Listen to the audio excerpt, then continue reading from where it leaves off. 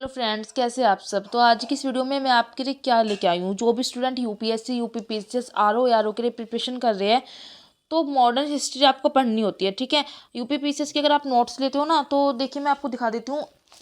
इस तरह के नोट्स आते हैं। ठीक है, तो उसमें जो आधुनिक भारत की बुक होगी, एक तो पार्ट फर्स्ट होता है एंड पार्ट सेकंड। ठीक है, पार्ट फर्स्ट की बात करते हैं हम। पार्ट फर्स्ट की मैं आपको यहाँ बुक दिखा देती हूँ एक बार। ये पार्ट फर्स्ट की बुक है। ऊपर का कवर हट चुका है क्योंकि मैंने इसको अच्छी तरह से कर लिया, तो पढ़ते पढ़ते हो ही जाता है ऐसा।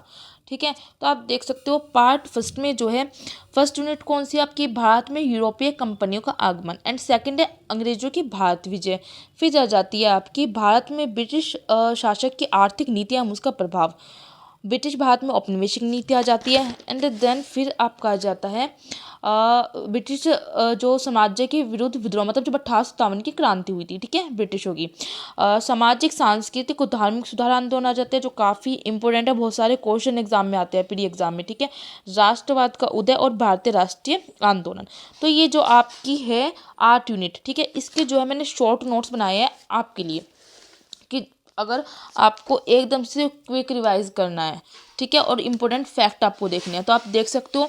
इस तरह से मैंने आधुनिक भारत लिख के इस चैप्टर ये वाले है, देखिए आप देख सकते हो। भारत में यूरोपीय कंपनियों का आगमन, अंग्रेजों की भारत विजय, भारत में ब्रिटिश शासक की आर्थिक नीतियों का प्रभाव, ब्रिटिश भारत में औपनिवेशिक नीतियाँ और ब्रिटिश साम्राज्य के विरुद्ध विद्रोह जो 1857 की क्रांति थी, सामाजिक सांस्कृतिक धार्मिक सुधार आंदोलन, राष्ट्रवाद का उदय और भारतीय राष्ट्रीय आंदोलन। तो ये 8 चैप्टर है जिनके आपको इसमें शॉर्ट नोट्स मिल जाएंगे। ठीक है, मैं दिखा देती हूँ आपको किस तरह से शॉर्ट नोट है। जैसे फर्स्ट ऑफ ऑल हम स्टार्ट करते हैं भारत में यूरोपीय कंपनियों का आगमन। सबको पता है जो विदेशी शक्तियाँ थी उनमें जो सबसे पहले आए थे वो कौन से, वे पुर्तगाली थे। मतलब सबसे पहले पुर्तगाली आए, उसके बाद डच आए, फिर कौन आए, फिर अंग्रेज, फिर डेनिश आते हैं एंड लास्ट में आते हैं फ्रांसीसी। तो ठीक है, ये चैप्टर आप पढ़ोगे। मैंने शॉर्ट में देखिए आप देख सकते हो इस तरह से नोट्स बनाए हैं। हाईलाइट भी मैंने कई जगह कर दिया, इतना हाईलाइट बट मैंने नहीं किया है। और ये जो फर्स्ट चैप्टर है वो यहाँ तक आप देख सकते हो। इस तरह से आप लैंग्वेज भी देख सकते हो, काफ़ी इजी लैंग्वेज है।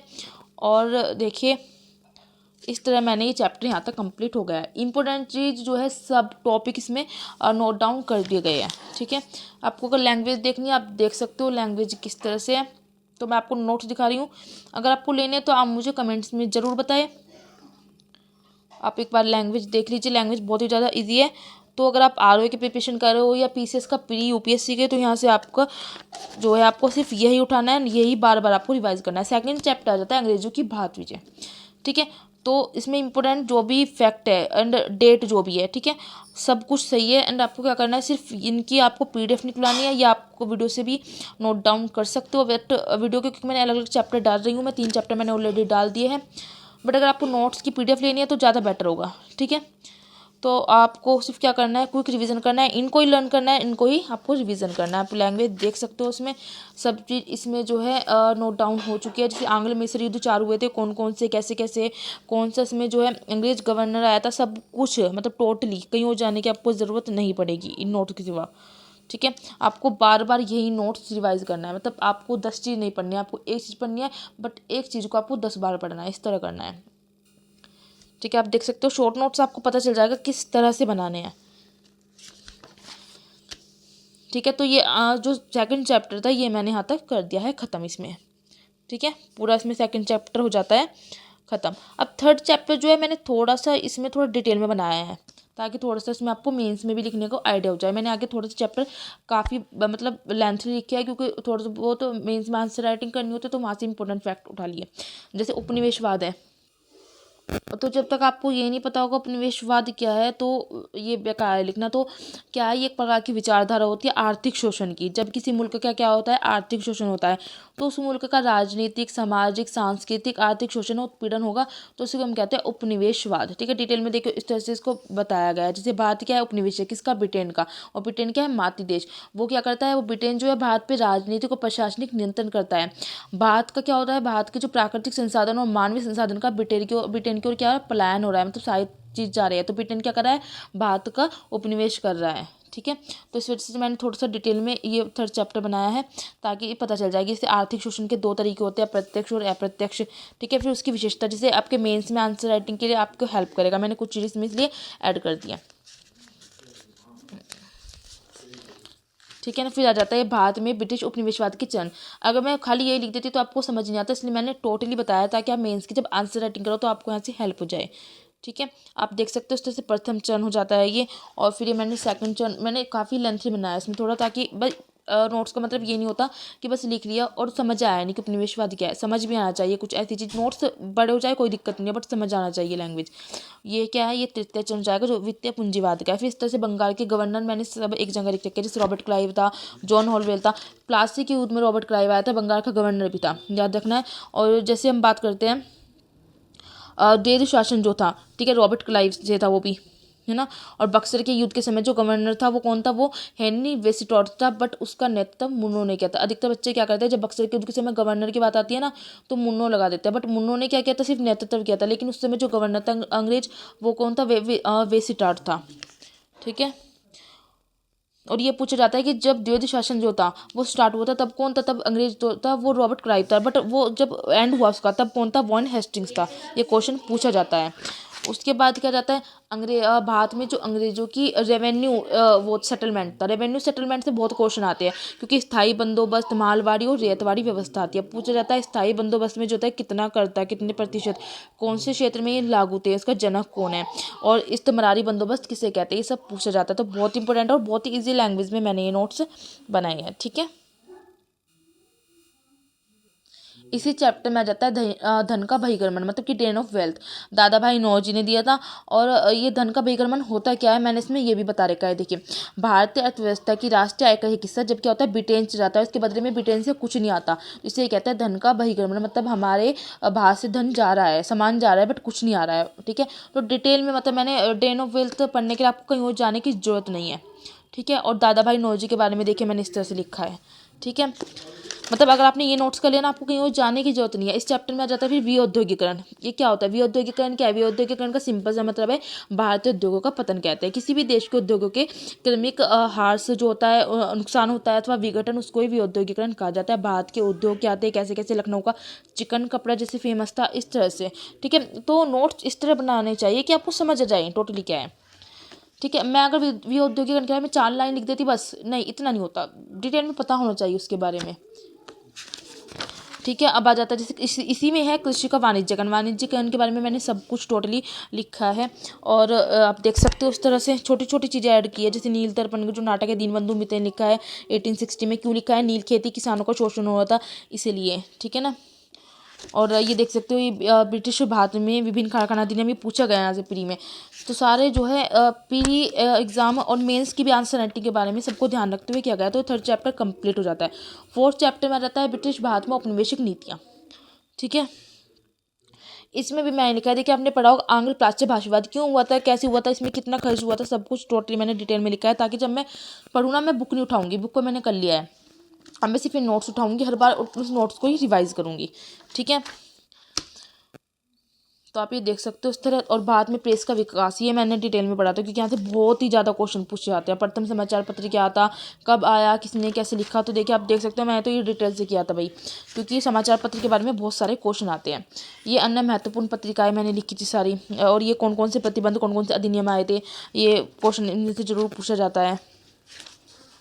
ब्रिटिश भारत में रेलवे का विकास, यहाँ से तो क्वेश्चन आया ही है। ठीक है, तो ये सारे हो जाते हैं। ये कौन कौन से अकाल, कौन से गवर्नर जनरल, कौन सा अंग्रेज था, तब सब कुछ। ठीक है, तो यहाँ तक ये चैप्टर हो जाता है कंप्लीट। फिर आ जाता है 5th चैप्टर जो था 1857 की क्रांति, मोस्ट इम्पोर्टेंट, सैनिक विद्रोह जिसको कहते हैं, राष्ट्रीय विद्रोह, ये हम कह सकते हैं प्रथम स्वतंत्रता संग्राम।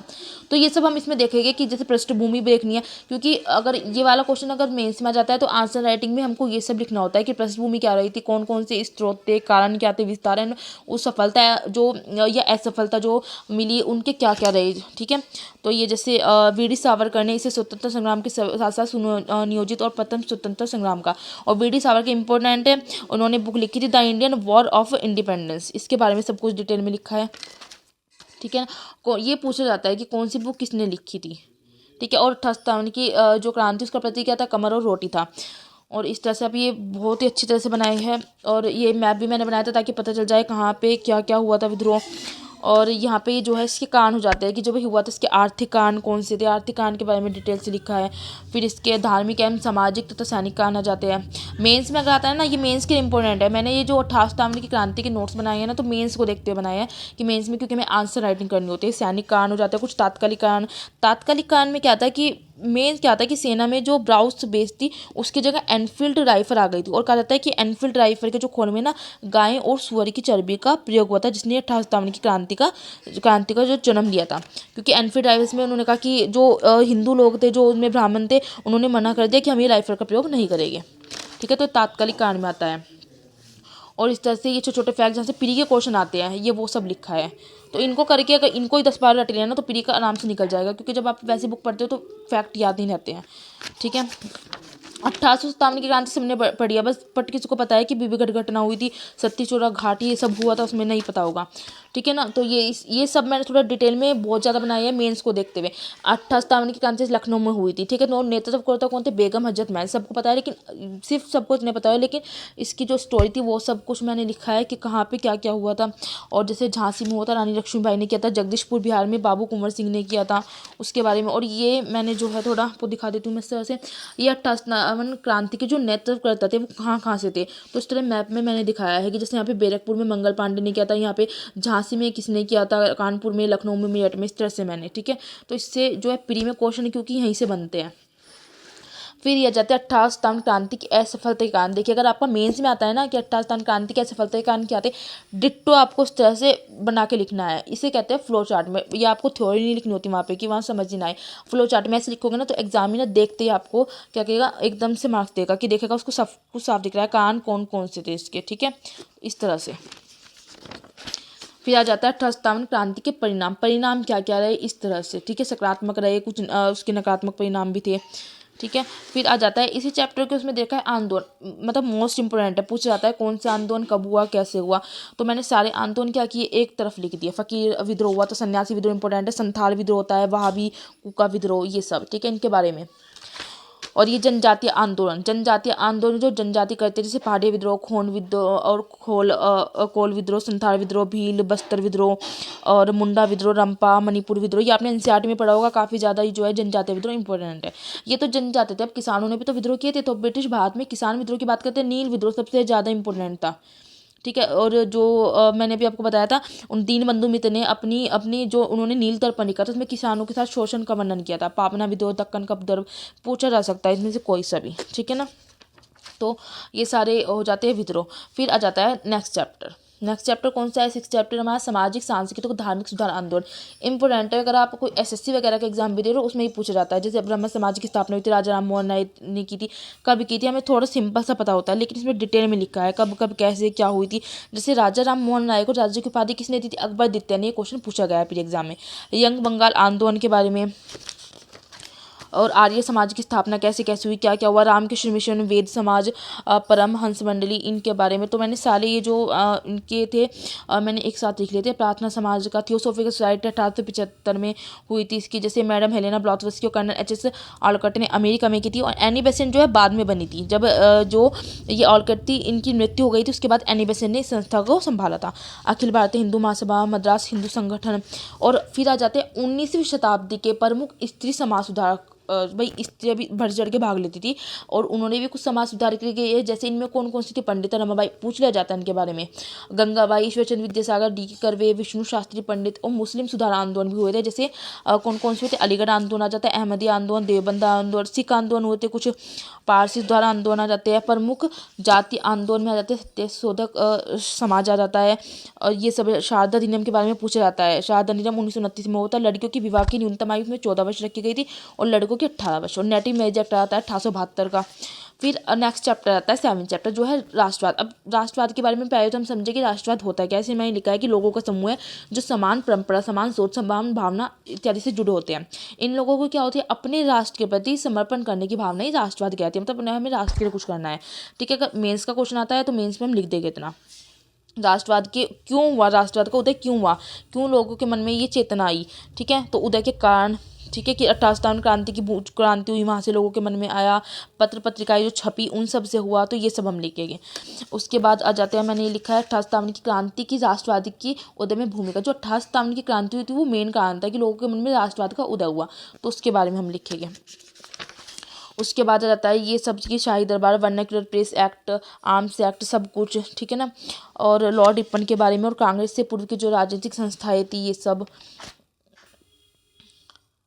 भारतीय राष्ट्रीय कांग्रेस की जो स्थापना हुई उसके कारण क्या थे, क्यों स्थापना हुई, कांग्रेस की स्थापना कब कब कैसी हुई, कौन संस्थापक था, एओ होमियो के बारे में, और प्रथम अधिवेशन का स्थान, प्रथम अधिवेशन कब हुआ, सबको पता है बम्बई में हुआ, 1885 में हुआ था, और किसकी सलाह पर भारतीय राष्ट्रीय कांग्रेस इसका नाम पड़ा था, तो दादा भाई नौरोजी की सलाह पर पड़ा था। ये क्वेश्चन प्री में पूछा जाता है, मेंस के लिए भी इसमें ऐड कर दिया, इसलिए मैंने उद्देश्य वगैरह। प्रथम अधिवेशन की 9 मांगे थी, पूछा जाता है 9 मांगे कौन कौन सी थी, ये बढ़ता जनाधार किस किस ने कैसे कैसे किया था, फ्लो चार्ट बना के किया है मैंने इस तरह से। और ये सेफ्टी वोल्ट का सिद्धांत इंपॉर्टेंट है काफ़ी। सिद्धांत के संस्थापक कौन थे, एओ होमियो थे, ठीक है, और एओ होमियो को जो है भारतीय राष्ट्रीय कांग्रेस का पितामह घोषित किया गया था, तो मैंने ये अंडरलाइन भी कर दिया, मैंने हाईलाइट भी कर दूंगी, ठीक है। अब आ जाता है नेक्स्ट चैप्टर जो है भारतीय राष्ट्रीय आंदोलन। ये मैंने काफ़ी बड़ा किया है, ठीक है, लास्ट चैप्टर था मैंने डिटेल में किया है इसे। क्यों क्या है, क्योंकि इसमें आपने देखा होगा, आपने उदारवादी विचारधारा पढ़ी होगी, नरमपंथियों की और गर्मपंथी की। तो नरमपंथी गर्मपंथी क्या है, जब तक आप समझोगे ना तब तक कुछ समझ नहीं आएगा। जैसे भारतीय राष्ट्रीय आंदोलन के 3 चरण थे। पहले चरण की बात करते हैं 1885 से 1905 तक था, जो उदारवादी चरण था, जिसको हम नरमपंथी कहते हैं। दूसरा 1905 से 1919 उग्रवादी जो गर्मपंथी का था। फिर 1919 से 1947 का है गांधीवादी चरण। ये गांधीवादी चरण जो है वो हम जो नेक्स्ट बुक है ना पीसीएस की, उसमें है सब कुछ गांधी जी के बारे में, तो वो हम बाद में पढ़ते हैं। इसे मैंने इसको इस चैप्टर में शेयर किया था। जैसे उदारवादी चरण के बारे में टोटली लिखा कि विश्वास क्या था, कार्य प्रणाली इनकी, और फिर इनकी मांगे क्या थी, आर्थिक मांगे। ये मैंने टोटली मेंस के अकॉर्डिंग किया है कि मेंस में ना देखिए, मेंस में लिखने को आता है ना, जब ये मेंस का कोट लिखने को आता है तो उसमें हमें हेल्प मिलती है यहाँ से। फिर इसके बाद आ जाता है जैसे कांग्रेस के प्रति इनकी प्रतिक्रिया क्या थी। नरमपंथी नेता के नाम लिख दे, क्योंकि फिर एग्जाम में पूछा जाता है कि इनमें से कौन सा गर्मपंथी का जो है नेता नहीं था, कौन से नरमपंथी के इसमें नेता है, तो आपको सब लर्न कर लेना है, ठीक है। अब देखिए ये वाला क्वेश्चन कितना अच्छा है। जैसे नरमपंथी नेता है एक रास बिहारी, ये है रास बिहारी घोष, रास बिहारी घोष, ठीक है। आप सोचो कि रास बिहारी बोस, बट ये रास बिहारी अगर बोस लिखा जाता है ना तो नरमपंथी नहीं है, रास बिहारी घोष नरमपंथी है। फिर आ जाता है अब यहाँ पे उग्रवादी के बारे में लिखा है कि इसका उदय कैसे हुआ, कर्जन आया था, उसके क्या क्या कार्य थे, और इसकी प्रणाली क्या थी, गर्मपंथी नेता कौन कौन से थे, विदेशी कारकों का क्या प्रभाव पड़ता है। और फिर आ जाता है बंगाल विभाजन, स्वदेशी आंदोलन भी कहते हैं। स्वदेशी आंदोलन किसमें क्या हुआ था कि जो विदेशी वस्तु थे उनका बहिष्कार करना था और अपने ही देश की वस्तुओं को अपनाना था। तो किसने दिया, कैसे हुआ, टोटल इसके बारे में लिखा है। थोड़ा देखिए, देख सकते हो काफ़ी बड़ा हो गया था, लेकिन बट डिटेल में समझ आना चाहिए, क्योंकि पीडी में क्वेश्चन डिटेल से अंदर से बनते हैं। मेंस में तो आपको आंसर राइटिंग करनी होती है, पीडी निकालना हार्ड होता है। मेंस में तो आंसर राइटिंग जो है रट उठा के दे देते हैं, ठीक है। अब ये आ जाते हैं मुस्लिम लीग की स्थापना। मुस्लिम लीग की स्थापना के ऊपर मैंने इस तरह से किया है कि मेंस में अगर मुस्लिम लीग की स्थापना के ऊपर आ जाए तो टोटली रट के मैं लिख दूंगी। कांग्रेस का विभाजन आ जाता है फिर यहाँ पर, ठीक है ना। भारत परिषद अधिनियम 1861 और 1892 वाला आ जाता है, और एक आ जाता है 1909 का, जिसको हम मॉडर्मेंटल सुधार कहते हैं, उसके बारे में डिटेल में लिखा है। दिल्ली दरबार जो है आपको पता है 3 लगे थे 1877 में, 1903, 1911 में, उसके बारे में लिखा है। टोटली प्रथम विश्व युद्ध का भारतीय राष्ट्रीय आंदोलन पर क्या प्रभाव पड़ा, मेंस में पूछा जाता है क्वेश्चन, तो उसके पृष्ठभूमि लिखना है, तात्कालिक कारण, ये सब आपको लिखना है। लखनऊ पैक्ट रहता है 1916 का, उसके बारे में मैंने डिटेल में लिखा है, ठीक है। लखनऊ पैक्ट में क्या हुआ था, 2 चीज़ें हुई थी, कौन कौन सी, एक तो गर्म दर और नरम दर के मध्य समझौता हुआ था, कांग्रेस और मुस्लिम लीग के बीच समझौता हुआ था। फिर आ जाता है लोकमान्य बाल गंगाधर तिलक के बारे में लिखा है, बेसेंट के बारे में लिखा है। क्यों लिखा है इन दोनों के बारे में, क्योंकि जो होम रूल आंदोलन होता है ना, इन दोनों की वजह से ही होता है, स्थापना इन दोनों ने की थी, ठीक है, इस वजह से लिखा है। तो होम रूल लीग के जो है उद्देश्य लिखे। फिर मैंने इसे पत्र पत्रिकाएँ कौन कौन से जुड़ी थी इस आंदोलन से, तिलक की विचारधारा से में क्या थी, ठीक है, इसके परिणाम क्या होते हैं। परिणाम आपको मेंस में इस तरह लिखना होता है, जैसे मैंने लिखा है ना, मेंस में इस तरह से आंसर राइटिंग करनी होती है। मांटेग्यू घोषणा काफ़ी इंपॉर्टेंट है, इसके बारे में लिखा है मैंने, और भारत शासन अधिनियम मांटेग्यू चेम्सफोर्ड सुधार के बारे में लिखा है। इतना करके चैप्टर हो जाता है खत्म। नेक्स्ट बुक में जब करूँगी नोट्स बनाऊंगी, मैंने मतलब पढ़ तो ली है थोड़ी बहुत उसमें, लेकिन मुझे नोट्स बनाने हैं उसके, अच्छी तरह 1-2 बार और करनी है, उसके बाद मैं आगे की करूँगी। तो ये हो जाते हैं इतने, देखिए आप देख सकते हो सिर्फ इतने में ही आपके हो जाते हैं आधुनिक भारत की फर्स्ट बुक कंप्लीट, और ये सारा इंपॉर्टेंट है पीडी और मेंस से, ठीक है। अगर आपको इसके नोट्स चाहिए तो आप मुझे बता सकते हो कमेंट करके, ठीक है। नोट्स आपकी है पेड हो गए, ज़्यादा मैं नहीं लूँगी बट आपको बता दूँगी। तो अगर आपको ये नोट्स चाहिए तो आपको क्या करना होगा, मुझे आपको कमेंट में बताइए मुझे, और आप मुझे इंस्टाग्राम पर मैसेज कर सकते हैं, या फिर आप मुझे टेलीग्राम पर भी मैसेज कर सकते हो। आपको उसकी पीडीएफ व्हाट्सएप पर आपको प्रोवाइड करा दी जाएगी, ठीक है, वीडियो अच्छी लगे तो लाइक करना है, शेयर एंड कमेंट्स करके मुझे आपको ज़रूर बताना है।